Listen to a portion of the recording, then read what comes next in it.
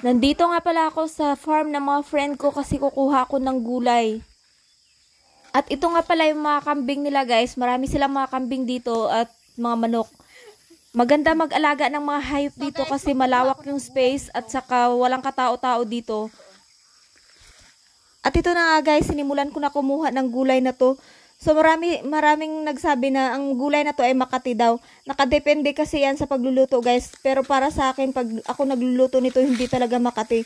At isa din to sa mga paborito kong gulay. Maraming mga taong na hindi gusto ito kainin kasi Makati daw. At yung iba ayaw nila. Pero ako guys, kahit saang lugar ako mapunta, ay nahanap-hanap ko talaga to kasi sobrang sarap nito para sa akin. Simula nung bata pa kami, ito yung palagi naming inuulam. Hanggang ngayon guys, inuulam pa rin namin kasi masarap nga to eh. At saka, kung masipag ka dito sa probinsya, ay libre na yung pang-ulam mo. Makakahanap ka na rin dito sa tabi-tabi.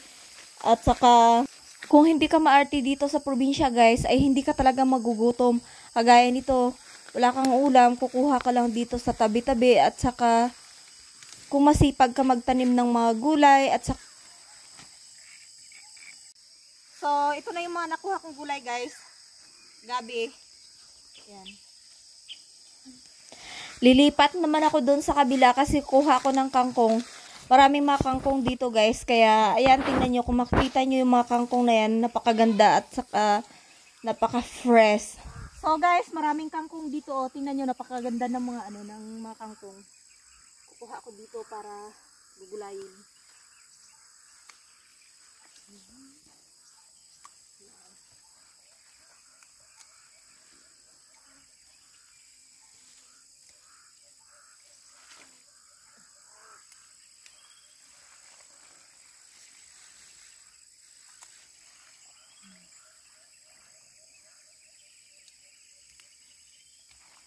Hindi siya dalom.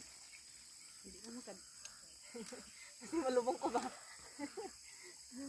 Makita sa video. Hindi mahimo ng karaglawan. So, ito na guys. Marami na akong nakuha. So, yes. Tingnan niyo pa ako. Sobrang dumi. Huh?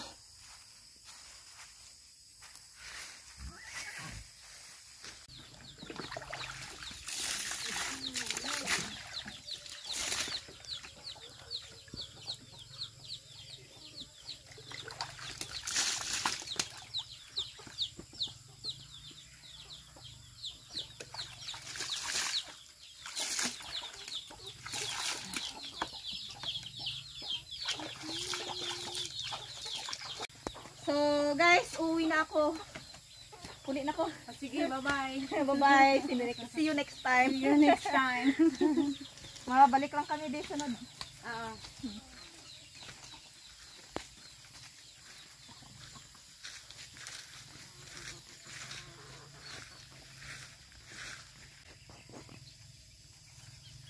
So guys, ito yung mga dala-dala ko o gulay.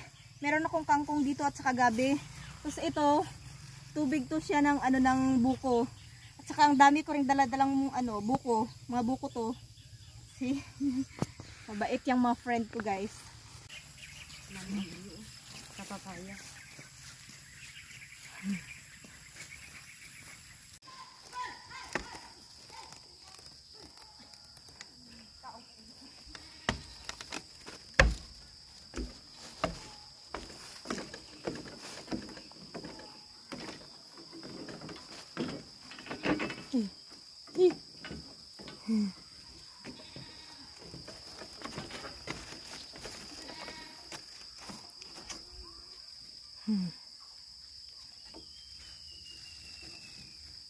So guys, kung masisira yung yung bridge na yan, diyan ako tatama sa tubig.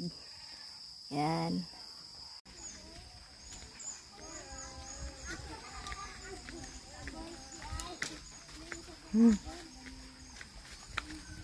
So, tingnan niyo si Karen napagod.